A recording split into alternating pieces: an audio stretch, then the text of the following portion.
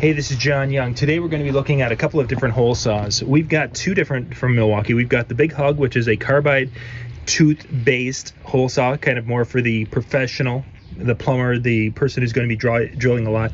A couple of things.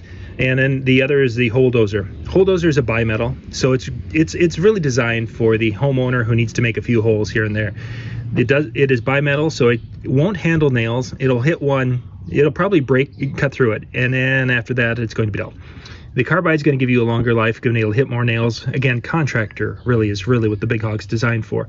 They both have the kind of flutes for clean out, which makes it a lot easier to pop the piece of wood out, which you'll see us do in this video. And then of course this one has a nice spot, so the sawdust is going to get drawn out and make it a lot easier. You're seeing different size here. We've got a 1/2 inch, we've got a 3/8 on the right, so it's really, you're going to need quite a hefty drill to really be doing holes. It's just much better to have the right tool when it comes to that. Now what we're going to be doing is we're going to be drilling 3 different holes. We're going to see how well they go through. This is some, I believe, 3/4 inch MDF medium density fiberboard here that we're going to be going through, that has an oak veneer on it. We're going to go and drill 3 holes. We're going to do one with the hole dozer, one with the Big Hawg with their little pilot drill here, but this is a tip on it for multi type of materials.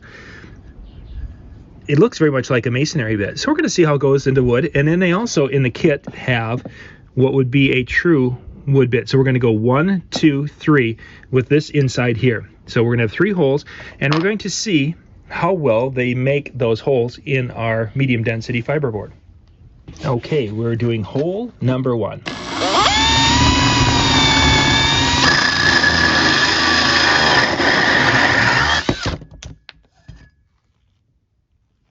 Now hole number 2.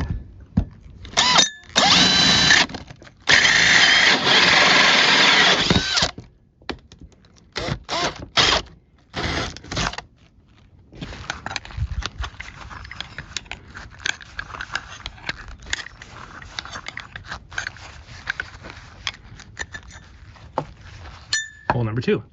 Now for hole number 3, we have to take this apart. That backs out, that comes up, this turns off. This is basically a locking mechanism because we need to get to, let's see, where is it? Right there. Right there is a little hex. So I have to loosen that, pull that bit out, and then put the new one in, making sure we have the flat part to the side with the little hex nut, the little locking nut here. The locking bolt, technically. Now it's in, so we pull our locking mechanism back. We just carefully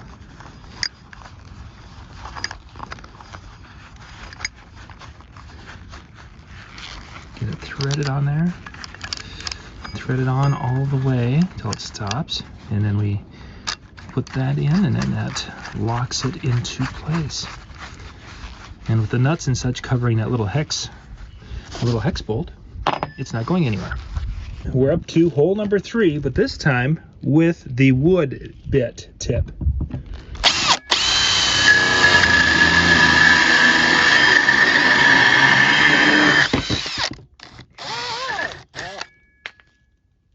So there it is, a completely unscientific test of the hole dozer and the Big Hawg from Milwaukee. A couple of different hole saws, both are 2 1/8 inch hole saws here, so you could compare and see.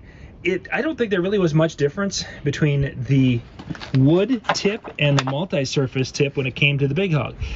It almost seemed like the hole dozer, and again, we'll have to line these up so the videos are on top of each other.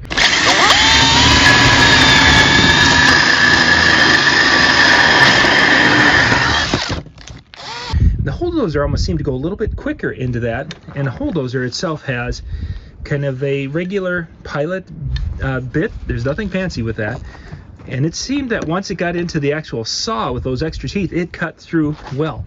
Now let's take a look at the actual holes themselves, and you can see that we have a little bit more ripping out with the Big Hawg here on the veneer, and that there's a little bit here but maybe there's less with the hole dozer.